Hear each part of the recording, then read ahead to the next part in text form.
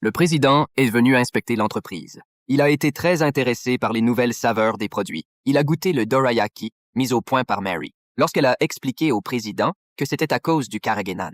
C'est pourquoi la texture est si crémeuse. Le chef cuisinier derrière elle n'était pas aussi calme. Il semblait avoir quelque chose à dire, mais il l'a ravalé. Après le départ du président, elle a dit que la carrageenine n'avait pas été ajoutée au dorayaki. C'est de la gélatine de bœuf. Et le président est hindou. C'est un tabou de manger des produits à base de bœuf. Tout semble aller de travers avec Jenny, car il y a 2 jours, Mary a bien dit à Jenny d'ajouter de la carrageenan.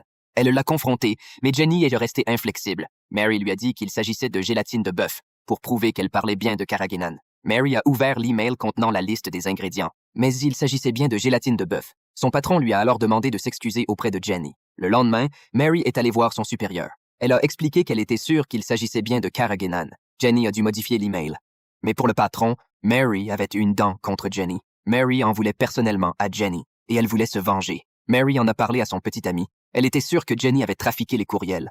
Parce que quand elle était étudiante, Jenny était une experte en informatique quand elle était étudiante. C'est alors que Mary a reçu un SMS de son amie de lycée, Anna. Mais c'était le mari d'Anna, Bob. Après avoir parlé à Bob, elle a appris que Anna avait sauté dans le vide 1 semaine plus tôt. Mary commence à soupçonner que la présence de Jenny a une raison d'être. Le lendemain, Mary se rend au travail. La plupart de ses collègues étaient déjà là à cette heure-là, mais cette fois-ci, elle était seule.